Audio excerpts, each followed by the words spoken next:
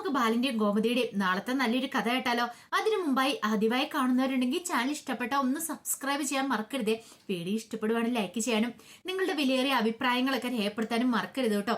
അങ്ങനെ നാളത്തെ കഥയെ നമ്മൾ കാണുന്നേ വല്ലാത്ത സന്തോഷത്തിലായിരുന്നു ഉദയഭാനു ശ്രീകലയും. കാരണം നിസാര പൈസയൊന്നുമല്ല, 10 ലക്ഷം രൂപയാണ് സുകന്യ കൊണ്ട് തന്നിരിക്കുന്നത്. ഇത്ര പെട്ടെന്ന് സുകന്യ ക്യാഷുമായിട്ട് വരുമെന്ന് പ്രതീക്ഷിച്ചില്ല. പിന്നീട് ഉദയഭാനു പറഞ്ഞു, അതെ മോള് ധൈര്യമായിട്ട് പോയിക്കോ, അധികം വൈകാതെ തന്നെ ആ കൊറിയൻ ലൈസൻസ് ഞാൻ വാങ്ങിച്ചു തരാന്ന് പറഞ്ഞു. അതെ ഉദയഭാൻ സാറേ, അധികം ദിവസവും താമസിക്കരുത്, അറിയാലോ എത്രയും പെട്ടെന്ന് തന്നെ ബിസിനസ് തുടങ്ങി ഒരു കോടീശ്വരി ആവാനായിട്ടാണ് എന്റെ ആഗ്രഹം എന്ന് പറഞ്ഞു. ഉറപ്പായിട്ടും അത് നടക്കൂലോ എന്ന് ശ്രീകല പറഞ്ഞു. ധൈര്യമായിട്ട് പൊയ്ക്കോ മോള്, എന്തെങ്കിലും ആവശ്യം ഉണ്ടെങ്കിൽ ഞങ്ങളെ വിളിച്ചാൽ മതി എന്ന് പറഞ്ഞു. പിന്നെ ഈ കാര്യങ്ങളൊന്നും ആരും അറിയാൻ പാടില്ലെന്ന് ഉദയഭാനു പ്രത്യേകം പറഞ്ഞിട്ടുണ്ടായിരുന്നു സുകന്യയോട്. സുകന്യക്ക് അറിയാലോ ആ വീട്ടിലെ കാര്യങ്ങള്. സുകന്യയെ ഞങ്ങളോടൊപ്പം ചേർത്തെന്നറിഞ്ഞ പിന്നെ ഹാരിനും ആകാശിനും ഒക്കെ അത് ഭയങ്കര ഒരു ബുദ്ധിമുട്ടായിരിക്കും എന്ന് പറഞ്ഞു.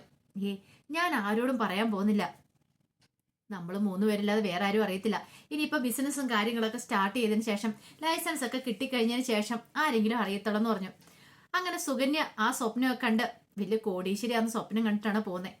സുകന്യ പോയി കഴിഞ്ഞപ്പോ ഉദയഭാനു ശ്രീകലയോട് പറഞ്ഞു, ഇതുപോലൊരു മരമണ്ടിയെ ഞാൻ കണ്ടിട്ടില്ല എന്ന് പറഞ്ഞു. അതേ ഉദയേട്ടാ, അവള് മരമണ്ടിയാണെന്നൊന്നും അറിയത്തില്ല, എങ്ങാനും നമ്മുടെ പദ്ധതികളും പ്ലാനുകളും തകർന്നു പോയല്ലേ, അറിയാലോ ദേവുമോളുടെ ജീവിതം വെച്ചാൽ നമ്മൾ കളിക്കുന്നുള്ള ഓർമ്മ വേണം. ആ ബാലൻ എങ്ങാനും സത്യം പറഞ്ഞാൽ തീർന്നു. എടി ബാലന് കൊടുക്കാൻ വേണ്ടിയല്ലേ 10 ലക്ഷം വാങ്ങിയത്? ബാലനോ?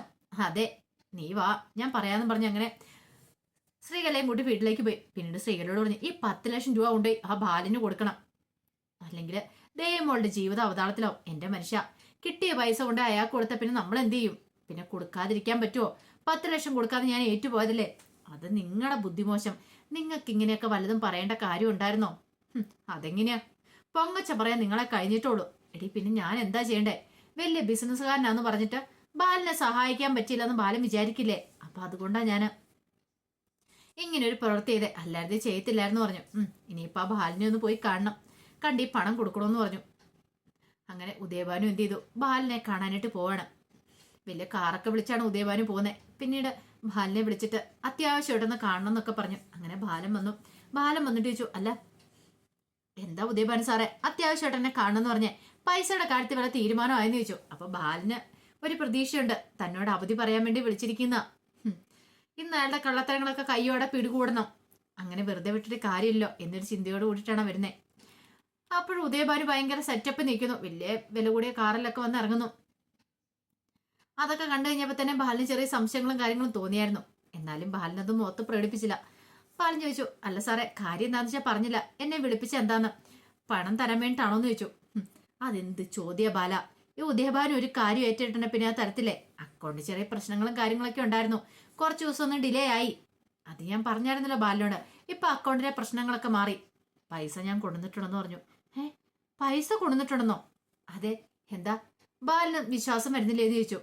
ബാലിനൊരു നിമിഷം ഉദയഭാനുവിനെ നോക്കി. ഇയാൾ ആരോ കറക്കി കുറച്ച് പൈസ കൊണ്ടുവന്നിട്ടുണ്ട്, എവിടുന്ന് എങ്ങനെയാന്ന് അറിയത്തില്ല, ഇനി വല്ല മോഷ്ടിച്ച തുകയാണോന്നും അറിയത്തില്ല.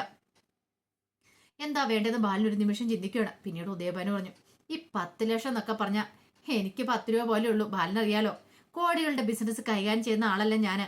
പക്ഷേങ്കിൽ അക്കൗണ്ട് പ്രശ്നം ഉള്ളതുകൊണ്ട് മാത്രം ബാലിനൊന്നും വിചാരിച്ചേക്കരുത് കേട്ടോ. ബാലിനാണെങ്കിൽ ദേഷ്യവും സങ്കടവും വരുന്നുണ്ടായിരുന്നു, എന്ത് ചെയ്യണമെന്ന് അറിയത്തില്ല. ബാലിനിങ്ങനെ പല്ലുറുമാണ് അയാളുടെ ഒരു പൊങ്ങച്ച വർത്താനം കേട്ടിട്ട് മുഷ്ടിയൊക്കെ ചുരുട്ടി വരുമ്പോ ഉദയഭാനു ബാലിനെ നോക്കി. എന്താ ബാല?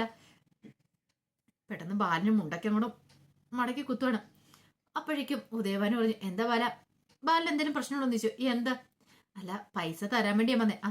എനിക്ക് ഐശ്വര്യമായിട്ട് താരങ്ങൾ തന്നേക്കാൻ പറഞ്ഞു. അങ്ങനെ ബാലിന് ആ പണം വാങ്ങി. ഇതങ്ങനെ വെറുതെ വിട്ടിട്ട് കാര്യമില്ലല്ലോ, ഇയാളെ എത്രത്തോളം പറ്റിക്കാവോ അത്രത്തോളം പറ്റിക്കണം. ഇയാളെ തൻ്റെ അടുത്ത് ചതി കാണിക്കുമ്പോൾ ഇയാളുടെ അടുത്ത് തിരിച്ചും ചതി താൻ കാണിക്കണം. ഈ പൈസ തനിക്ക് അതിനകത്തുനിന്ന് 1 രൂപ പോലും വേണ്ട. പക്ഷെ അതല്ല, ഇയാൾ ഇത്രയും വലിയ തന്ത്രങ്ങൾ കാണിക്കുമ്പോൾ താൻ അതിന്റെ ഇരട്ടി പണി കൊടുക്കണ്ടേ എന്നൊരു ചിന്തയായിരുന്നു. പിന്നീട് ഉദയഭാനു പണം കൊടുത്തു. ബാലനത് വാങ്ങി. ഉദയഭാനു പറഞ്ഞു, ബാല ഇനി ബാക്കി കാര്യങ്ങളൊക്കെ എന്താണെന്ന് വെച്ചാൽ ബാലൻ ചെയ്തോളാൻ പറഞ്ഞു. അപ്പോഴേക്കും ബാലൻ പറഞ്ഞു, അതൊക്കെ ഞാൻ വിളിച്ചു പറയാം ഉദയഭാനു സാറേ, എന്താണെങ്കിലും സാറിന് ഇത് തരാൻ തോന്നിയല്ലോ, അതന്നെ വലിയൊരു ഭാഗ്യമായിട്ടാണ് ഞാൻ കരുതുന്നത്. ഇതൊക്കെ എന്ത് ബാല എന്നൊക്കെ പറഞ്ഞ് കുറെ തള്ളി മറിച്ചിട്ടാണ് ഉദയഭാനു പോകുന്നത്. പിന്നീട് ബാലൻ നേരെ ഗോമതി സ്റ്റോഴ്സിലേക്ക് ചെല്ലുവാണ്. ചെന്നിട്ട് രാമേട്ടനോട് കാര്യം പറയാണ്. പണം കാണിച്ചു. ഇത് കണ്ടോ രാമേട്ട? അത് കേട്ടപ്പോഴത്തേനും രാമേട്ടൻ പറഞ്ഞു, എന്നാലും ബാല, അയാളുടെ കയ്യിൽ ഇത് എവിടുന്ന ഈ പൈസ? അയാൾ ആരെയും കറക്കിയിട്ടുണ്ടായിരിക്കും. ഒന്നെങ്കിൽ പലിശയ്ക്ക് വാങ്ങി, അല്ലെങ്കിൽ ആരെയും പറ്റിച്ചുണ്ടാക്കിയ പൈസ ആയിരിക്കും ഇത്. അയാളുടെ സ്ഥിര സ്വഭാവം അതാണല്ലോ. പക്ഷെ ബാല, ഇത് എവിടുന്ന് എങ്ങനെയാണെന്ന് അറിയില്ലാതെ, അതെ, ഇതിനകത്ത് 100 രൂപ പോലും ഞാൻ എടുക്കില്ല. ഇതെവിടെ തന്നെ സേഫായിട്ട് വെക്കും. കാരണം അയാൾ എങ്ങനെയാ പണം ആരോന്ന് വഞ്ചിച്ചുണ്ടാക്കിയതെന്ന് അറിയണം. അയാൾ കുറച്ച് നാളും കൂടെ എങ്ങനെ ഇങ്ങോട്ട് പോട്ടെ. അയാളോട് വീണ്ടും വീണ്ടും ഞാൻ പൈസ ആവശ്യപ്പെട്ടുകൊണ്ടിരിക്കും. എത്ര കാലം അയാൾക്ക് പലിശയ്ക്ക് മേടിക്കാനൊക്കെ പറ്റും? അതേ കാലം അയാൾക്ക് ഇങ്ങനെ മുന്നോട്ട് പോകാൻ പറ്റില്ലോ എന്ന് പറഞ്ഞു. രാമേട്ടൻ പറഞ്ഞു, അത് കൊള്ളാം, നല്ല ഐഡിയ ആട്ടെ എനിക്ക് തോന്നണേന്ന് പറഞ്ഞു. ബാലൻ പറഞ്ഞു, രാമേട്ടൻ അറിയാലോ, ഒരിക്കലും ഞാൻ പൈസയ്ക്കോ അല്ലെ വേറൊരു കാര്യത്തിന് അത്യാർത്ഥി പോണ്ടിട്ടില്ല. ഈ പൈസ പോലും ഞാൻ ഒരിക്കലും ആഗ്രഹിച്ച കാര്യമല്ല. നമുക്കിത് വേണ്ടതാനും. പക്ഷെ അയാളെ ഒരു പാഠം പഠിപ്പിക്കണമെങ്കിൽ ഇങ്ങനെയൊക്കെ ചെയ്താൽ മതിയാവളെന്ന് പറഞ്ഞു. രാമേട്ടൻ പറഞ്ഞു, ബാലൻ ധൈര്യമായിട്ടിരിക്കുക, ബാലനോടൊപ്പം ഞാനും ഉണ്ടെന്ന് പറഞ്ഞു. ആ സമയം സുകന്യ ഭയങ്കര സന്തോഷത്തിലാണ് വീട്ടിലേക്ക് തിരികെ വരുന്നത്. കാരണം പണം കൊണ്ടേ കൊടുത്തു. ഇനിയിപ്പോൾ ആ കാര്യത്തിൽ ഒരു പേടി വേണ്ട. കാര്യങ്ങളൊക്കെ എത്രയും പെട്ടെന്ന് തന്നെ ഓക്കെ ആയി കിട്ടുമല്ലോ എന്നൊരു ചിന്ത. പിന്നെ താനും ധർമ്മേണ്ട ഇവിടുന്ന് ഒരു പറക്കൽ പറക്കും അങ്ങ് സിംഗപ്പൂർക്ക്. അതൊക്കെ ഓർത്ത് സന്തോഷിച്ചിരിക്കുന്ന സമയത്ത് ഗോമതി വന്നിട്ട് പറഞ്ഞു, അല്ല ഇതെന്താ സുകനെ ഓരോന്നൊക്കെ ആലോചിച്ച് ചിരിക്കണമെന്ന് ചോദിച്ചു. ഒന്നുമല്ല ചേച്ചി എന്ന് പറഞ്ഞുകൊണ്ട് നേരെ ശ്രീദേവിയുടെ മുറിയിലേക്ക് എല്ലുവാണ്. ആ സമയം ആനന്ദും മുറിയിലുണ്ടായിരുന്നു. സുകന്യെ കണ്ടു കഴിഞ്ഞപ്പോൾ ശ്രീദേവി ചോദിച്ചു, എന്താ സുകന്യ ചേച്ചി? അതെ, ഞാൻ നിങ്ങളോട് കുറച്ച് സംസാരിക്കാൻ വേണ്ടി വന്നാന്ന് പറഞ്ഞു. ഞങ്ങളോട് എന്ത്? അല്ല ദേവി, ഞാൻ പറയുന്നോണ്ടൊന്നും തോന്നരുത്. ദേവിയുടെ അച്ഛൻ വലിയ കോടീശനല്ലേ, എന്നിട്ട് പിന്നെ എന്തിനാ ഇതുപോലൊരു വീട്ടിൽ വന്ന് കഴിയണേ? ദേവിക്ക് ആനന്ദനെ വിളിച്ചോണ്ട് പോയി കൂടെന്ന് ചോദിച്ചു. എങ്ങോട്ട് പോവാനായിട്ട്? അല്ല, വേറൊരു വീടെടുത്ത് മാറിക്കൂടെ? ഇഷ്ടം പോലെ പൈസ ഉള്ളതുകൊണ്ട് ദേവിക്ക് പിന്നെ ആ കാര്യത്തിൽ ബുദ്ധിമുട്ടില്ലല്ലോ. ഉദയഭാനു സാറിനോട് ചോദിച്ചിട്ടുണ്ടെങ്കിൽ വലിയ ബംഗ്ലാവ് തന്നെ പണിത് തരില്ലേ? അത് കേട്ടപ്പോൾ ദേവി പറഞ്ഞു, അതൊന്നും എനിക്കിഷ്ടമുള്ള കാര്യമില്ല എന്ന് പറഞ്ഞു. അതെനിക്കറിയാം, പക്ഷെ എന്നാലും അങ്ങനെയല്ലോ എൻ്റെ ശരി. പിന്നെ ആനന്ദിന്റെ കാര്യം, ആനന്ദേ എത്രയും വലിയ ബിസിനസ്സൊക്കെ ഉള്ള ആളല്ലേ ഉദയഭാനു സാറ്. പിന്നെ ഉദയഭാനു സാറിന്റെ ബിസിനസ്സും കാര്യങ്ങളൊക്കെ നോക്കി നടത്തേണ്ട ഇനി ആനന്ദല്ലേ. അപ്പൊ പിന്നെ ഇങ്ങനെ മാറി നിന്നിട്ട് കാര്യമുണ്ടോ? ആ ബിസിനസ്സിൽ പങ്കാളിത്തം ഉണ്ടാവേണ്ടത് നല്ലതല്ലേന്ന് ചോദിച്ചു. അത് കേട്ടപ്പോ ആനന്ദ് ശ്രീദേവിയെ നോക്കുവാണ്. ശ്രീദേവിക്കും ഭയങ്കര ബുദ്ധിമുട്ടായി. പെട്ടെന്ന് ആനന്ദ് പറഞ്ഞു, അതെ, എനിക്ക് അതിനൊന്നും ഒരു താല്പര്യം ഇല്ലാന്ന് പറഞ്ഞു. അങ്ങനെ പറഞ്ഞാൽ എങ്ങനെ ശരിയാവുന്നേ? ഇത്രയും നല്ലൊരു കുടുംബത്തിൽ നിന്ന് ഒരു പെണ്ണിനെ കിട്ടാന്ന് പറഞ്ഞാൽ അത് ആനന്ദിന്റെ ഭാഗ്യമായിട്ടാ ഞാൻ കരുതുന്നേ. അത് കേട്ടപ്പോ ശ്രീദേവി ചോദിച്ചു, അല്ല ചേച്ചിക്ക് എങ്ങനെ ഈ കാര്യങ്ങളൊക്കെ ഇത്ര വ്യക്തമായിട്ട് അറിയാന്ന് ചോദിച്ചു. ഓരോ കാര്യങ്ങൾ ഇങ്ങനെ സുകന്യ പറയുന്ന കേട്ടപ്പോ ശ്രീദേവിക്ക് സംശയമായി. അപ്പോഴേക്ക് സുകന്യ പറഞ്ഞു, അല്ല അത് ഉദയഭാനു സാർ മുമ്പ് വന്നപ്പം ഞാൻ കേട്ട കാര്യങ്ങളാ. ഞാനൊക്കെ ആയിരിക്കണം ഉദയഭാനു സാറിന്റെ മോള്. അങ്ങനെയായിരുന്നെങ്കിലോ? ഞാൻ ഒരു കാരണവശാലും ഈ വീട്ടിൽ വന്ന് കഴിയില്ല. അത് മാത്രല്ല, ഞാനും ബിസിനസ്സും കാര്യങ്ങളൊക്കെ ചെയ്തേനം. നല്ല രീതിയിൽ ജീവിതം മുന്നോട്ട് കൊണ്ടുപോകണം. ഇപ്പൊ തന്നെ കണ്ടില്ലേ, ആനന്ദൊരു കമ്പനിയിലല്ലേ ജോലിക്ക് പോന്നെ. അതിന്റെ കാര്യമുണ്ടോ ശ്രീദേവി? ആ കമ്പനിയിലെ ജോലിയെ കളഞ്ഞിട്ട് ഉദയഭാനു സാറിന്റെ കൂടെ അങ്ങോട്ട് ബിസിനസ്സിൽ ചേരുവാണെങ്കിൽ അതൊരു നല്ല കാര്യമല്ലേ? അത് കേട്ടപ്പോൾ ശ്രീദേവി പറഞ്ഞു, അതെ, തൽക്കാലത്തേക്ക് ആനന്ദേണ്ട അങ്ങനെ ഒരു ഉദ്ദേശമില്ല. ആനന്ദേണ്ട അതിനൊന്നും ഇഷ്ടമില്ല എന്ന് പറഞ്ഞു.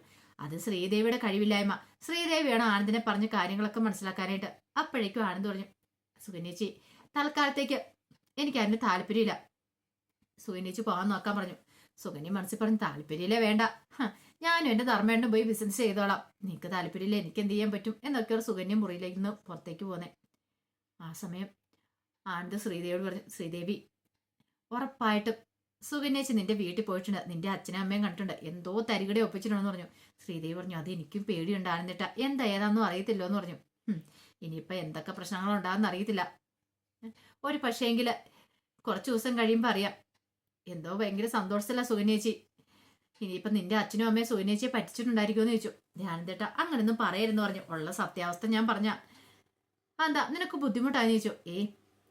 നിന്നെ വേദനിപ്പിക്കാൻ പറഞ്ഞല്ല ദേവി, നിന്റെ വീട്ടുകാരുടെ സ്വഭാവം എനിക്ക് നന്നായിട്ട് അറിയാവുന്നതുകൊണ്ടാന്ന് പറഞ്ഞു. അതും കൂടെ കേട്ടുകഴിഞ്ഞപ്പോൾ ദേവിക്ക് വല്ലാത്തൊരു സങ്കടമായി. കാര്യം ആനന്ദേട്ടൻ പറഞ്ഞ് 100% സത്യമായിട്ടുള്ള കാര്യമാണ്. തന്റെ അച്ഛനും അമ്മയോട് ഒരു കാരണവശാലും അവരെ വിശ്വസിക്കാൻ പറ്റില്ല. അവരെന്തും ചതി ചെയ്യാനും മടിക്കാത്തവരാണ്. തന്റെ ജീവിതം ഇവിടെ ഉണ്ടെന്നോ അത് താറുമാറായി പോകുന്നോ അവർ ഒരു നിമിഷം പോലും ചിന്തിക്കുന്നില്ല. അതൊക്കെ ഓർത്ത് ഇനിയിപ്പോൾ ദേവിക്കും ഭയങ്കര വിഷമമായിരുന്നു. അപ്പൊ അതിന്റെ വിശേഷങ്ങളൊക്കെ നമ്മൾ നാളെ കാണാൻ പോകുന്നേ. ആ വിശേഷങ്ങൾക്കായി നമുക്ക് എല്ലാവർക്കും കാത്തിരിക്കാട്ടോ. ഒരിക്കൽ കൂടി എല്ലാവർക്കും ശുഭരാത്രി നേർന്നുകൊണ്ട് നിർത്തുന്നു. നന്ദി.